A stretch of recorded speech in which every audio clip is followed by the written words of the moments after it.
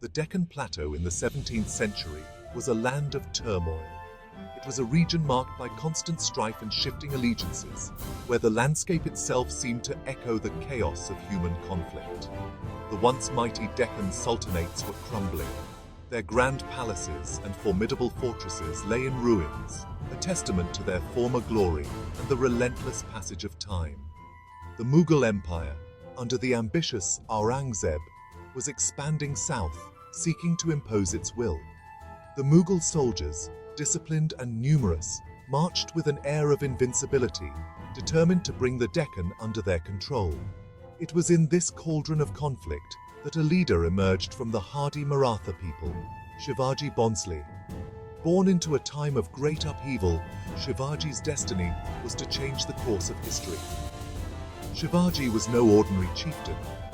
He possessed a vision that extended far beyond the immediate concerns of his clan. His charisma and leadership qualities set him apart from his contemporaries. He was a brilliant military strategist and a charismatic leader. His ability to inspire loyalty and courage in his followers was unparalleled, and his strategic acumen allowed him to outmaneuver much larger and better equipped forces. He instilled in his people a sense of pride and a fierce determination to resist foreign rule. The Marathas, under his leadership, became a formidable force, driven by a shared vision of independence and self-determination. Shivaji understood the importance of unifying the disparate Maratha clans. He knew that only through unity could they hope to stand against the might of the Mughal Empire. He rallied them under his banner with a call for Swarajya, self-rule. This call resonated deeply with the Maratha people, igniting a fervor for freedom and self-governance. His early campaigns were marked by daring guerrilla tactics, exploiting the rugged terrain of the Deccan to his advantage. These tactics, though unconventional, proved highly effective against the larger and more traditional Mughal forces. He understood the strengths and weaknesses of his enemies. His network of spies and informants provided him with crucial intelligence, allowing him to plan his moves with precision. He knew when to strike and when to retreat, earning him a reputation as a cunning and elusive adversary. His ability to adapt to changing circumstances and his willingness to employ unconventional tactics kept his enemies off balance. Shivaji's victories were not merely military triumphs. They were symbolic victories that ignited the imagination of the Maratha people. Each success against the Mughals was a step towards their ultimate goal of independence. They were symbolic victories that ignited the imagination of the Maratha people. His successes inspired a sense of hope and possibility, showing that even the mightiest of empires could be challenged.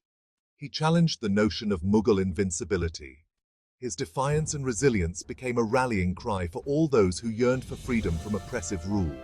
He showed that the Mughals, despite their wealth and power, could be defeated.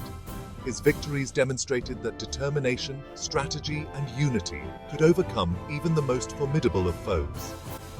His early successes laid the foundation for a powerful, independent Maratha kingdom. Shivaji's legacy was not just in the battles he won, but in the enduring spirit of independence and self-rule that he instilled in his people. Shivaji's early victories came against the backdrop of the declining Adil Shahi Sultanate of Bijapur. He strategically captured key forts, leveraging his knowledge of the terrain and his growing support base.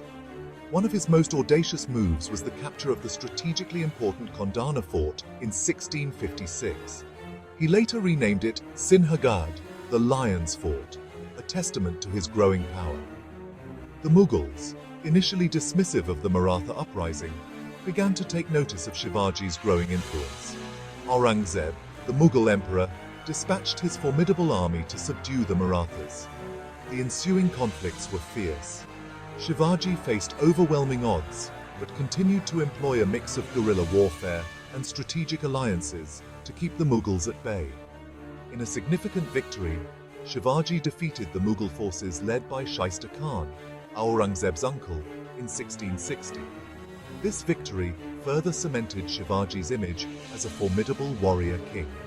It sent shockwaves through the Mughal Empire, demonstrating the resilience and strength of the Maratha resistance. Shivaji's coronation in 1674 was a watershed moment in Maratha history. It was not just a ceremonial event, but a declaration of Maratha sovereignty and a bold statement against the Mughal Empire's dominance.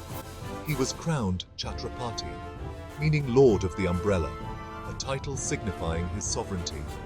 This title was a symbol of his authority and independence, marking the Marathas' emergence as a formidable power in the Indian subcontinent. This act formally marked the establishment of an independent Maratha kingdom. Shivaji's vision and leadership laid the foundation for a resilient and expansive empire that would challenge the might of the Mughals for decades to come. Shivaji's reign was tragically cut short by his death in 1680. His passing left a void in the Maratha leadership, but his legacy and the systems he put in place ensured that his vision would endure. However, he left behind a legacy of unwavering resistance and a well-structured administrative system that would serve as the bedrock of the Maratha Empire. His Ashtapradhan Council, a group of 8 ministers, was instrumental in maintaining the governance and stability of the kingdom. His successors, Sambhaji and Rajaram I, faced immense pressure from the Mughal onslaught. The Mughals, under Aurangzeb, were relentless in their efforts to subdue the Marathas and reclaim their dominance over the Deccan region. Aurangzeb, determined to crush the Maratha spirit, personally led a massive army into the Deccan. His campaign was one of the longest and most grueling military endeavors in Mughal history, reflecting the significant threat the Marathas posed. Sambhaji, known for his valor, fought valiantly against the Mughals, but was eventually captured and executed in 1689. His brutal death was intended to serve as a warning to the Marathas, but it only fueled their resolve. His death was a significant blow to the Marathas, but it did not break their spirit. Instead, it galvanized them to continue their fight for independence with even greater determination. Rajaram I, Shivaji's younger son, continued the struggle. Despite facing overwhelming odds, he managed to keep the Maratha resistance alive, demonstrating remarkable resilience and strategic acumen. He shifted the Maratha capital to Jinji in the south, effectively using the Deccan terrain to his advantage. This strategic relocation allowed the Marathas to regroup and launch effective counterattacks against the Mughal forces. His reign saw the Marathas adopt guerrilla warfare tactics on a larger scale, further exhausting the Mughal forces. These tactics, characterized by swift and unexpected attacks, played a crucial role in wearing down the Mughal army and maintaining Maratha resistance. Section 4. The Peshwa Era, Steering the Maratha Confederacy. The early 18th century saw the rise of the Peshwas, the hereditary prime ministers of the Maratha Empire.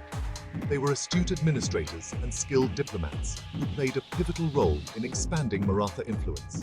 Under their leadership, the Maratha Empire transitioned from a centralized kingdom to a loose confederacy. Bajirao I, considered the most illustrious of the Peshwas, expanded Maratha control northwards, challenging Mughal dominance in central India. He is credited with introducing cavalry-based warfare on a large scale, allowing the Marathas to cover vast distances quickly. His military campaigns were swift and decisive, marked by famous victories like the Battle of Palkid in 1728, where he outmaneuvered the Nizam of Hyderabad, a formidable Mughal governor. Balaji Bajirao, Bajirao I's son, further consolidated Maratha power. He expanded their influence into the north, reaching as far as Punjab. However, his reign also marked the beginning of internal dissensions within the Maratha Confederacy. Section 5. Cracks in the Foundation, Internal Conflicts and External Threats.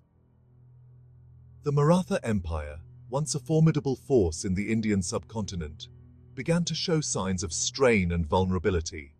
This period was marked by both internal discord and external pressures that would shape the future of the empire. Despite their military successes, the Marathas faced growing internal conflicts. These conflicts were not just limited to the battlefield, but extended into the very heart of their political structure. The Peshwas, though highly capable, began asserting their dominance, leading to tensions with the Chhatrapati, the hereditary Maratha king. This power struggle between the Peshwas and the Chhatrapati created a rift that weakened the central authority of the empire. Different Maratha Sardars, or chiefs, with their own ambitions and rivalries, further complicated the political landscape. These Sardars often pursued their own interests, sometimes at the expense of the greater good of the empire, leading to fragmented leadership and disunity. The rise of the Afghans in the north posed a new threat.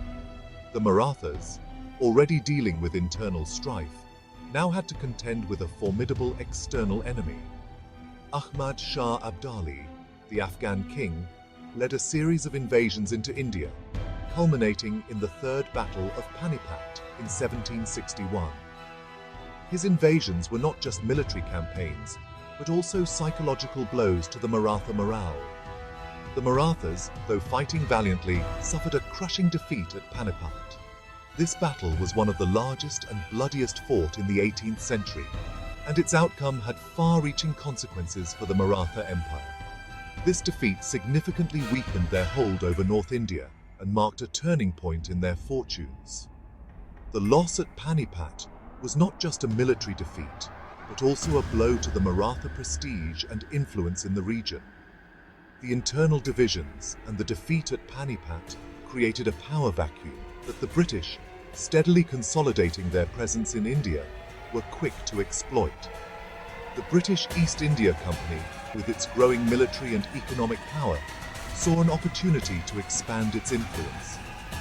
The stage was set for a clash between the two dominant powers of 18th century India, the Marathas, and the British East India Company. This impending conflict would determine the future trajectory of the Indian subcontinent, setting the scene for a new era of colonial dominance.